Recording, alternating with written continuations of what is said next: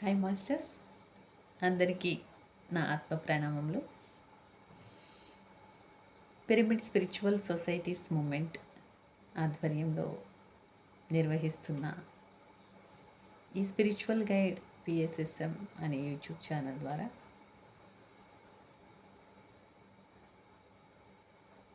బ్రహ్మర్షి పితామహ పత్రిజీ ఆశీస్సులతో ఈ కార్యక్రమం రన్ అవుతుంది. పిరమిడ్ మాస్టర్స్ అందరికీ కూడా అనేక రకాల డౌట్స్ ఉంటూ ఉంటాయి. ధ్యానం చేస్తున్నారు ఆల్రెడీ, కొత్త వాళ్ళు ఉంటారు, పాత వాళ్ళు ఉంటారు. కొత్త వాళ్ళకి అనేక రకాల డౌట్స్ రైజ్ అవుతూ ఉంటాయి. వాటిలో ముఖ్యంగా పిరమిడ్ ఆదర్శ సూత్రాలు అని మనకి 18 ఆదర్శ సూత్రాలు పత్రిజీ ఇచ్చారు. వాటిలో మెయిన్ ఒక పాయింట్ ఏంటంటే నో డాక్టర్ నో మెడిసిన్ అని పత్రిజీ ఘంటాపదంగా తెలియజేశారు. అది చాలామందికి కష్టంగా ఉంటుంది ఫాలో అవ్వడానికి. దాన్ని అది కరెక్టా రాంగా అని మనం విశ్లేషించుకుందాం మాస్టర్స్ ఈరోజు. ఎందుకంటే సార్ ఏది చెప్పినా కరెక్టే 100%. అంటే అది ఒక పిచ్చి నమ్మకం కాదు, ఒక మూఢనమ్మకం కాదు. ఎందుకంటే అంత అద్భుతమైన బ్రహ్మజ్ఞానాన్ని ఆనాపానసతి అనే ధ్యానం ద్వారా అలవోకగా మనందరికీ అందించేశారు పత్రిజీ. సంసారంలోని నిర్వాణం అంటూ మీ ఇంట్లోనే కూర్చొని ధ్యానం చేసుకోండి, మీరు ఎక్కడికి వెళ్ళాల్సిన అవసరం లేదు. భగవంతుడిని ఎలా పొందాలి అన్న విషయాన్ని ఎంతో ఈజీగా ఒక టెక్నిక్ ద్వారా, శ్వాస మీద ధ్యాస అనే టెక్నిక్ ద్వారా మనందరికీ తెలియజేశారు. ఇంత గొప్ప అద్భుతాన్ని తెలియజేసిన వ్యక్తి శాకాహారమే మానవాహారం అని కూడా తెలియజేశారు. అప్పటి వరకు మనకి తెలీదు మాంసాహారం తినకూడదు అన్న విషయాన్ని ఎవరూ కూడా పర్టికులర్గా ఏ ఆధ్యాత్మికవేత్తలు కూడా బల్లగుద్ది చెప్పలేదు. ఎందుకంటే సొసైటీని పెంచుకోవాలి అనుకునే వాళ్ళందరూ కూడా మాంసాహారాన్ని త్యజించాలి అంటే చాలామంది వెనక్కి వెళ్ళిపోతారు. ఎందుకు వచ్చిన బాధలే మనకి అని ఈ 4 రోజులు మానేయండి, శనివారం మీ ఇష్టం, ఆదివారం మీ ఇష్టం, లేకపోతే అలా సంథింగ్. ఎవరిని బ్లేమ్ చేయడానికి కాదు, ఇది జరిగిన విషయాల్ని, వాస్తవాల్ని తెలియజేస్తూ. అయితే ఇటువంటి పరిస్థితుల్లో ఉన్న ఆధ్యాత్మికతను ఎంతో స్పష్టంగా, సుస్పష్టంగా ఆయన సమాజానికి తెలియజేశారు. శాకాహారమే మానవాహారం, ప్రతి జీవిలోని దేవుడున్నాడు. ప్రతి జీవిలోని దేవుడున్నప్పుడు మనం ఎవరిని బాధించకూడదు అన్న ప్రేమతత్వాన్ని దాని ద్వారా తెలియజేసి, భగవంతుడు శ్రీకృష్ణ పరమాత్ముడు ఆల్రెడీ భగవద్గీతలో తెలియజేసి ఉన్నా అది పారాయణాలకే మనకి పనికొచ్చేది, కానీ దానిలో విజ్ఞానాన్ని మనం ఎప్పుడూ కూడా స్వీకరించలేకపోయాం. ఎందుకంటే అది పారాయణ చేయడం, ఇటు పెద్దలు చెప్పినట్టు వాళ్ళకి తెలీదు, పెద్దలు చెప్పినట్లు జస్ట్ తినేయడం, అలా చేస్తూ వచ్చాం మనం. కానీ ఇంత నిగూఢ సత్యాల్ని ఆయన ఎప్పుడైతే ఓపెన్గా తెలియజేశారో అప్పుడు అవునా ఇది నిజమా అని అనిపించడం, ధ్యాన సాధన చేస్తూ చేస్తూ ఉండగా మనలోనే మార్పులు జరిగి మనం మాంసాహారాన్ని త్యజించడం, ఇవన్నీ కూడా జరిగినాయి. అలాగే ఎంతోమంది పిరమిడ్ మాస్టర్స్, ఎన్నో లక్షల మంది పిరమిడ్ మాస్టర్స్ ఈరోజు తయారై ఉన్నారు శాకాహారులుగా. మనం చెప్తుంటే పక్క వాళ్ళు విన్నారా లేదా అన్న విషయాన్ని పక్కన పెడితే మనం చెప్పుకుంటూ పోతాం, వాళ్ళు ఎప్పుడు మారతారా అన్న విషయాన్ని పక్కన పెట్టండి. పత్రిజీ అలాగే చేశారు కదా, మనకి ఇష్టమైనప్పుడు మనం మారాం. అవునా మాస్టర్స్? ఎవరన్నా బలవంతం పెట్టారా మనకి? ఎవరు ఏమీ మనకి పనిష్మెంట్ ఇవ్వలేదు కదా, నువ్వు మాంతేనే ఈ సొసైటీలో ఉండు, లేకపోతే లేదు, అలా కూడా రూల్స్ ఏం పెట్టలేదు కదా. మరి అలాంటిదప్పుడు మనందరం ఎందుకు మానేస్తాం? మనక ధ్యానం చేయగా చేయగా నీ లోపల ఉన్న చెడు ఎట్లా అయితే పోతుందో, అలాగే నీ లోపల ఉన్న రాంగ్ డైరెక్షన్ కూడా పోతూ ఉంటుందన్నమాట. Okay masters? అది తప్పు అన్నది నీకు స్వతహాగా నీకు తెలిసినప్పుడు, అప్పుడు నువ్వు మానేసినప్పుడు ఇంక ఎంతమంది టెంప్ట్ చేసినా నీకు దాని మీద దృష్టి ఉండదు. అక్కడ నువ్వు ఒక మాస్టర్ అవుతావు అన్నమాట బల్లగుద్ది. ఎంతోమంది నిన్ను వెనక్కి తీసుకురావడానికి, నిన్ను ఆపేయడానికి అనేక రకాల సమస్యలు ప్రతి పిరమిడ్ మాస్టర్ కూడా ఎదుర్కొన్న వాళ్ళే.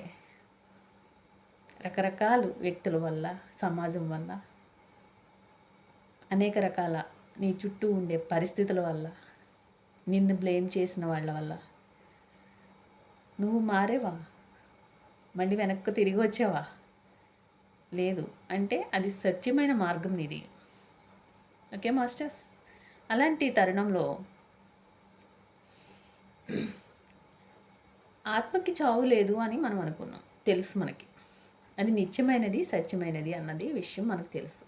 మరి ఈ బాడీ, ఈ ఫిజికల్ బాడీకి మనకి అనారోగ్యం అనేది వస్తూ ఉంటుంది, పోతూ ఉంటుంది.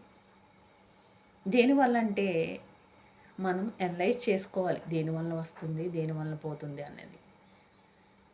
మనం తినే ఆహారం వల్ల, మనం చేసే పనుల వల్ల,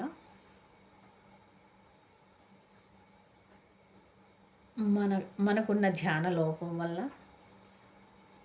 ఇంకా వేటి వల్ల వస్తుంది అని మనం అనలైజ్ చేసుకున్నప్పుడు ఒక్క క్వశ్చన్ ఒకసారి నాకు నా లైఫ్లో నాకు ఒక క్వశ్చన్ ఒకసారి రైజ్ అయింది. ఎందుకంటే చాలామందికి కూడా పిరమిడ్ మాస్టర్లకి ధ్యానం చేస్తున్నారంటే ధ్యాన యోగంలో ఉన్నాం మనందరం. మన బాడీకి యోగా అవసరమా లేదా, అంటే ఫిజికల్ ఎక్సర్సైజ్ అనేది అవసరమా లేదా అనేది ఒక క్వశ్చన్ అవుతుంది ఒక్కొక్క సమయంలో.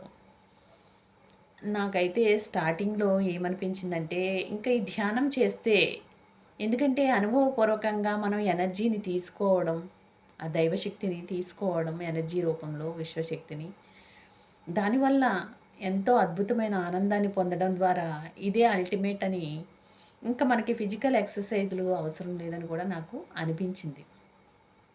కానీ మనం ఫిజికల్గా కూడా యాక్టివ్గా ఉండాలి అంటే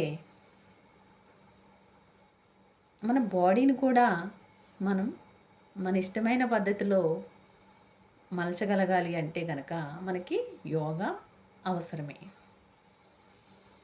అయితే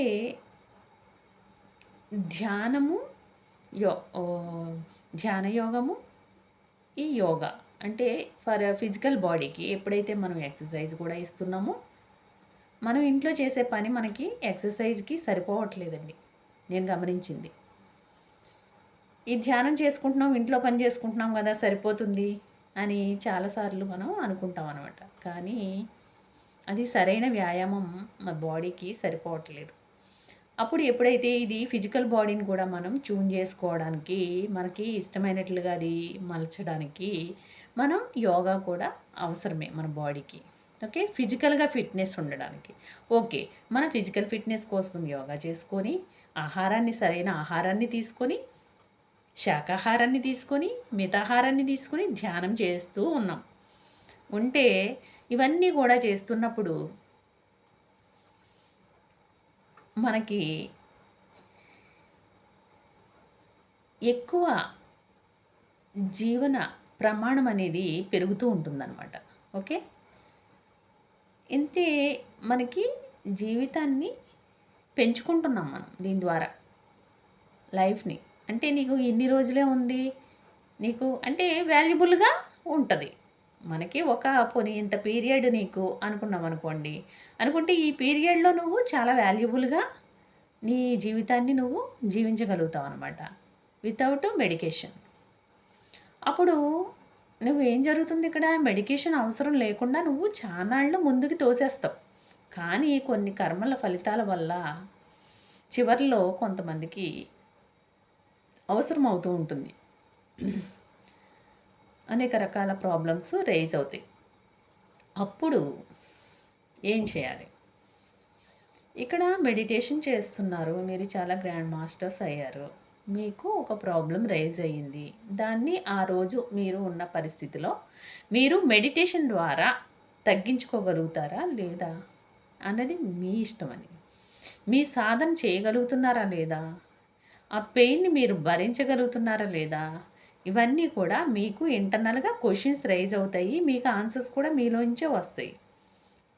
మీరు చేయగలరు, మీరు చేసుకోగలరు అన్న ధైర్యం మీకు ఉంటే గనక మీరు అలా ఫాలో అవ్వచ్చు. నో మెడిసిన్, నో డాక్టర్ అని. కానీ మీకు అవ్వట్లేదు, కష్టంగా ఉంది. మీ చుట్టూ ఉన్న వాళ్ళందరూ కూడా మీకు ఓహ్! తీస్ మెడికేషన్ వాడాలి అని చెప్తున్నారు. అప్పుడు మీరు అత్యవసర పరిస్థితుల్లో మీరు తీసుకోండి మాస్టర్స్. మెడికేషన్ తీసుకోండి. తీసుకున్న తర్వాత అది తీసుకుంటూనే మళ్ళీ మీరు మీ మెడిటేషన్‌ని పెంచుకోండి. పెంచుకుంటూ ఉంటే మీరు అతి త్వరలో మళ్ళా మీరు మామూలుగా అయిపోతారు. లేదంటే ఎట్లా జరిగితే అట్లా జరుగుతూ ఉంటుంది. కానీ ఇక్కడ అది పరిస్థితుల వల్ల, మీ మానసిక ధైర్యం వల్ల, మీ ఆత్మస్థితి వల్ల మీకిష్టమైతే మీరు వాడుకోవచ్చు. కానీ సరైన పద్ధతిలో మెడిటేషన్ చేస్తూ నీ బాడీని ఫిట్‌గా ఉంచుకునే మార్గంలో నువ్వు రోజు దానికి కసరత్తులు చేస్తూ ఉంటే నీకు మెడికేషన్ అవసరం రాదు. ఒకవేళ వచ్చినా కూడా మన బాడీలోనే హీలింగ్ థెరపీ దానికదే మన బాడీ ఫిజికల్ బాడీలో జరుగుతూ ఉంటుందనమాట. అందుకనే చూడండి అమెరికాలో అది కూడా చిన్న చిన్న ప్రాబ్లమ్స్ ఏమైనా వచ్చినా సరే వాళ్ళు పట్టించుకోరు. టాబ్లెట్స్ కూడా ఇవ్వరు వాళ్ళు. అందుకని వేసుకోవద్దనే కదా అక్కడ. మరి చిన్నదానికి కూడా మనం ఆగలేక ఏసేసుకుంటున్నాం.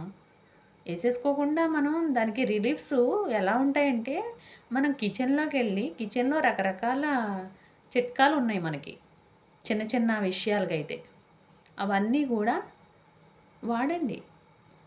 దేనికి ఏ ప్రాబ్లమ్‌కి ఏదన్నది మీకే తెలుసు. మీరే అందరూ చెప్తారు. ఓకే.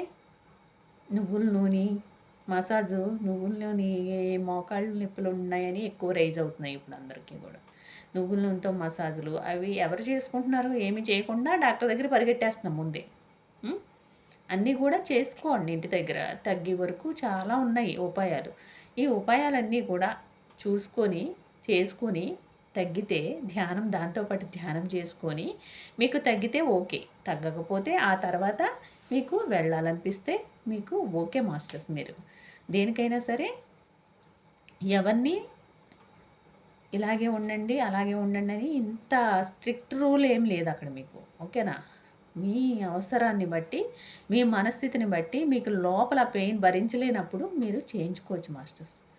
అదే నేను క్లియర్‌గా చెప్పాలనుకుంటున్నాను ఈరోజు. ఎందుకంటే చాలామంది వేదనని అనుభవిస్తున్నారు తెలియకుండా. మీరు ఫిజికల్‌గా మీరు ఫిట్‌గా లేకపోయినప్పుడు మీరు పత్రిజీని బ్లేమ్ చేయాల్సిన అవసరం లేదు మీరు. పత్రిజీ చెప్పారు కాబట్టి మేము చేసుకోలేదు అందుకని ఇలా అయింది అని అనాల్సిన అవసరం లేదు మీరు. ఎందుకంటే మీరు భరించగలను అంటే భరించండి. లేదు అంటే మీరు వేసుకోండి. ఆయన ఏమి రూల్స్ పెట్టి పగ్గాలేసి కట్టేయలేదు ఇక్కడ మనల్ని. ఓకేనా? అవసరం లేకుండా ఎంతోమంది పూర్వం అందరూ కూడా పొలం వెళ్ళి పనులు చేసుకుని డి విటమిన్‌తో యాక్టివ్‌గా ఉండి అనేక రకాల పనులు చేసుకోవడం వలన వాళ్ళు ఎంత తిన్నా, ఏం చేసినా ఆళ్ళకి 80 సంవత్సరాలు అలా వచ్చే వరకు కూడా ఎవరు కూడా మందులేసుకున్న దాఖలాలు ఎక్కడా కనిపించలేదు మనకి. ఈ రోజున ప్రతి ఒక్కళ్ళు మెడిసినే. చిన్న ప్రాబ్లమ్ వచ్చినా అది మనం క్లియర్ అవుతుందేమో అని వెయిట్ చేయట్లేదండి ఎవరు కూడా. ఎవరు వెయిట్ చేయకుండా ముందే డాక్టర్ దగ్గరికి పరిగెట్టేస్తున్నారు. వస్తున్నారు కదా అని వాళ్ళు ఊరికే టెస్టులు చేయడాలు, వాళ్ళ పద్ధతులు వాళ్ళు ఫాలో అవుతారు.